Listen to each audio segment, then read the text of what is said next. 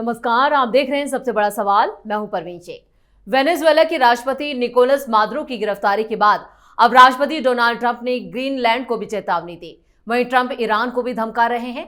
Iran में विरोध प्रदर्शनों के बीच ट्रंप के करीबी लिंडसे ग्राहम ने ईरान के supreme leader Ayatollah Ali Khamenei को खुली धमकी दी है। सीनेटर ग्राहम ने कहा कि अगर ईरानी सुरक्षा बल प्रदर्शनकारियों की जान लेते हैं तो ट्रंप खामनेई को मारने का आदेश दे सकते हैं। इस बीच रूस का तेल टैंकर बेला 1 वेनेजुएला से रूस जा रहा था, जिसकी भनक लगते ही अमेरिकी सेना इस पर टूट पड़ी। अमेरिकी नेवी के जवान रस्सी के सहारे एक एक करके तेल टैंकर पर उतरे और फिर इस पर कब्जा ले लिया। अमेरिका की इस दादागिरी पर रूस भड़क उठाए और बड़े हमले का ऐलान कर दिया है, जिसके बाद लग रहा है कि रूस अमेरिका से अब बहुत बड़ा बदला लेने का मन बना चुका है। अब सबसे बड़ा सवाल यह है कि तीसरा विश्व युद्ध छिड़ सकता है या ट्रंप खुद अमेरिका में घिर सकते हैं। इस पर ज्यादा चर्चा के लिए स्टूडियो मौजूद हैं कैपिटल टीवी के editor in chief doctor Manish Kumar. Sir, आपका बहुत बहुत स्वागत है। धन्यवाद। ट्रंप की लगातार जो विदेश नीति है और जिस तरह का रवैया उन्होंने रूस के खिलाफ अपनाया है, ये क्या संकेत? देखिए, ट्रंप लगातार बड़े बड़े फैसले लेते चले जा रहे हैं। अभी दो बातें जो समझने की है कि अचानक से डोनाल्ड ट्रंप ने 66 मतलब 66 इंटरनेशनल ऑर्गेनाइजेशन से अमेरिका को अलग कर लिया एक साथ, और उसमें 31 ऐसे ऑर्गेनाइजेशन हैं जो यूनाइटेड नेशन के ऑर्गेनाइजेशन है।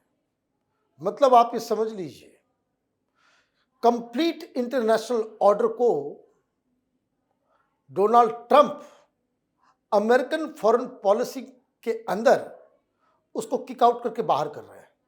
नहीं चाहिए। और उसमें बहुत सारे इंपॉर्टेंट हैं।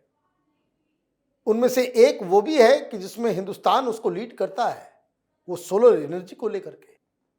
तो आप ये देखिए कि अचानक से ये फैसला, बहुत सारे संगठन ये हैं कि जो यूरोपियंस, लैटिन अमेरिकन उसके वेल बीइंग के लिए बनाए गए थे, तो आपने अचानक से अपने आप को आइसोलेट कर लिया कि न रहेगा बांस न बजेगी बांसुरी। मुझे नहीं चाहिए ये सब। मेरे पास इतना मिलिट्री माइट है कि हम जो चाहेंगे वो कर लेंगे। दूसरा फैसला, हिंदुस्तान के लिए भी वो एक चिंता का विषय है। वो एक बिल लेकर के आ रहे हैं। वो अगर पास हो गया तो उन्होंने साफ साफ कहा है कि भाई रूस से जो कोई भी लेगा अप टू 500% टैरिफ जो है उसके ऊपर लागू कर देंगे। तो रूस से तो अभी चीन के बाद हम लोग सबसे ज्यादा लेते हैं, और हम लोगों ने कह दिया कि हम लोग लेते रहेंगे। नवंबर के महीने में रिकॉर्ड ऑयल हमने खरीदा है। तो आप ये देखिए डोनाल्ड ट्रंप किस मोड में है। Might is right. सब कुछ हम अब डिप्लोमेसी के तहत नहीं, ट्रांजैक्शनल अप्रोच है डोनाल्ड ट्रंप का कि हमको जिस चीज से मुनाफा होगा वो काम हम करेंगे। इसके लिए सेना का इस्तेमाल करना होगा, सेना का इस्तेमाल करेंगे, लेकिन मेरे मन मुताबिक ही सब कुछ होगा। This is how Donald Trump is trying to dominate global politics. अब ये काम आप करोगे तो आपको तो कुछ न कुछ सिग्नल भी देना होगा कि हम ताकतवर हैं। तो जो नियरेस्ट कॉम्पिटिटर है वो है चाइना, वो है रूस। तो वेनेजुएला में of course oil was the target. वो ऑयल के ऊपर कब्जा करने के लिए ही वेनेजुएला में ये सब कुछ किया। लेकिन उसका जो लार्जर स्ट्रेटेजिक जो एम्स था वो ये था कि वेनेजुएला से चीन को बाहर करना।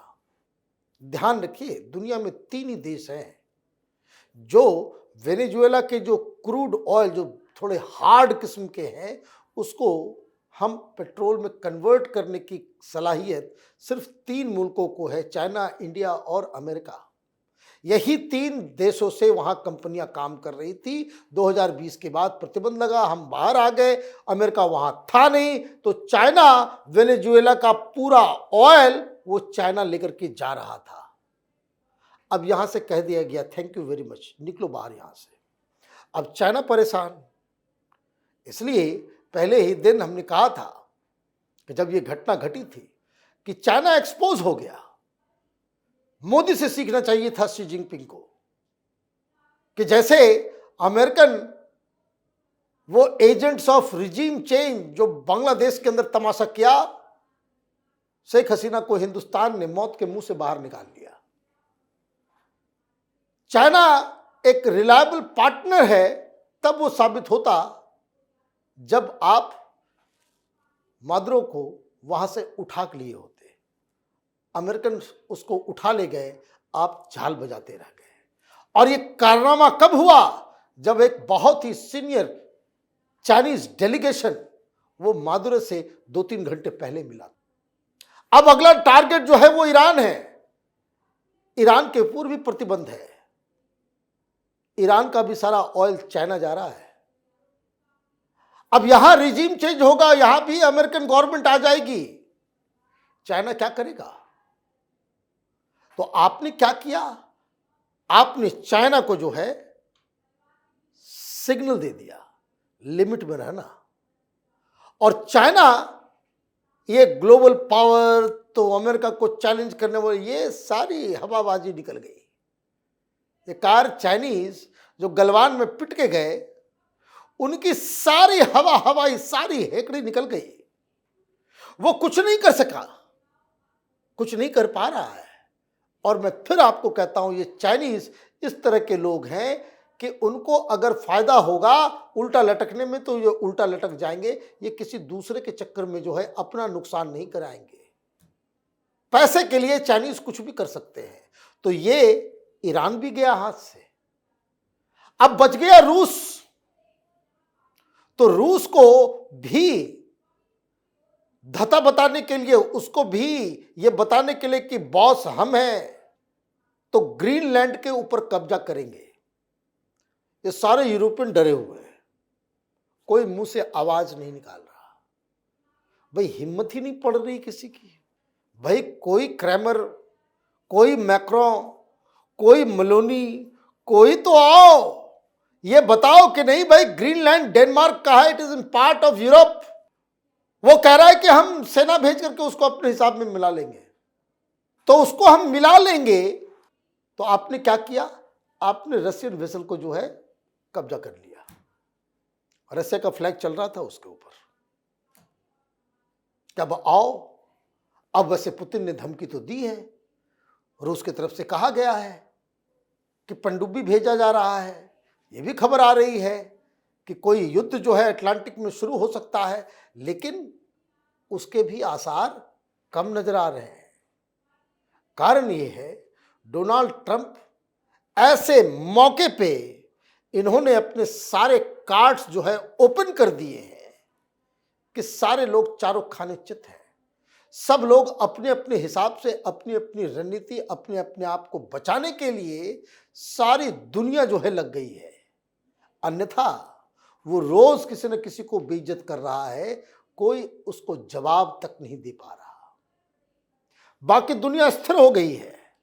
अभी आप देखते जाइए, ये ग्रीनलैंड भी जाएगा, ये ईरान भी जाएगा, ये पाकिस्तान भी जाएगा, और यूरोपियन यूनियन उनको सरेंडर करना पड़ेगा और इनकी मनमौजी चलेगी। और बहुत सारे लोग कह रहे हैं कि अमेरिका ने इधर कर दिया तो चीन जो है ताइवान की तरफ वो जाएगा भी नहीं। ये सारी हेकड़ी निकल गई। सारे चाइनीज जो है वो तुर्रम खां, ये सब लेफ्ट लिबरल कबाल, ये पत्रकारों को पैसे देकर के, जर्नलिस्टों को खरीद के ये वामपंथी वो एक पैरेलल क्रिएट कर रहे थे। वो जो बैलून था ना, उसको पंचर कर दिया है। और आप इस बात को समझिए, अगला निशाना फिर एक और मुस्लिम कंट्री होने जा रहा है। डोनाल्ड ट्रंप वो अपने हिसाब से, अपनी रणनीति से जो कुछ भी कर रहे हैं, वो अपने लिए अमेरिका के अंदर जिस तरीके से उनकी पॉपुलैरिटी बिल्कुल धस गई थी, 30% पे आ गई थी, ये सब जो कारनामा हो रहा है, उनकी पॉपुलैरिटी धीरे धीरे बढ़ रही है। ईरान को गिराया, ईरान पे कब्जा, और मालूम चला कि अमेरिका की जनता फिर से ट्रंप के साथ खड़ी हो गई है। तो ये ट्रंप के पर्सपेक्टिव से everything is going fine, all is well.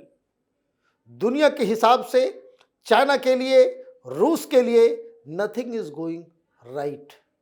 Hindustan को संभल के रहना पड़ेगा, अन्यथा और भी बहुत सारी जो टैरिफ वगैरह का जो ये है, लेकिन प्रधानमंत्री मोदी वो सारी चीज़ें अपने आप हो रही है उधर से, लेकिन प्रधानमंत्री मोदी और हिंदुस्तान की डिप्लोमेसी वो अलग स्पीड में, वो साइड से बचते हुए जो है अभी मालूम चल रहा है आप लोगों को कि हिंदुस्तान के विदेश मंत्री पूरे यूरोप में घूम रहे हैं। यूरोप में इसलिए घूम रहे हैं क्योंकि 26 जनवरी के बाद पूरे यूरोप के साथ वो फ्री ट्रेड एग्रीमेंट करना चाह रहे हैं। फरवरी के फर्स्ट वीक या सेकेंड वीक में अगर यूरोप का मार्केट हिंदुस्तान के लिए खुल गया तो फिर अमेरिका 50%, 500% या 1000% टैरिफ लगा दे, हिंदुस्तान की आर्थिक व्यवस्था में कोई फर्क नहीं पड़ेगा। डॉक्टर साहब, इस तमाम जानकारी के लिए और सटीक विश्लेषण के लिए आपका बहुत बहुत धन्यवाद। अमेरिकी राष्ट्रपति डोनाल्ड ट्रंप का दूसरा कार्यकाल विदेश नीति की महत्वाकांक्षाओं के मुताबिक उबाल पर है। वेनेजुएला के खिलाफ अपनी धमकियों को जिस नाटकीय अंदाज में अंजाम दिया गया, उसके बाद अब ट्रंप की नजर दक्षिण अमेरिका के दूसरे देशों पर है। लेकिन कहानी में दिलचस्प मोड़ तब आया जब ट्रंप की सीधी धमकियों से डरने के बजाय क्यूबा, कोलंबिया और मैक्सिको के राष्ट्रपति उन्हें ही उनकी भाषा में जवाब भी दे रहे हैं। वहीं रूस को छेड़कर ट्रंप ने अपने लिए भी एक मुसीबत मोल ली है। अमेरिका में भी ट्रंप के खिलाफ आवाजें तेज होती जा रही है, जिससे साफ है ट्रंप अब बड़े संकट में फंसते हैं या फिर दुनिया को बड़े संकट में डालते हैं। ये देखना दिलचस्प होगा। इस खास शो में इतना ही। वीडियो कैसा लगा कमेंट करके अपनी राय जरूर दें। वीडियो को लाइक करें, शेयर करें और कैपिटल टीवी को सब्सक्राइब जरूर करें। धन्यवाद।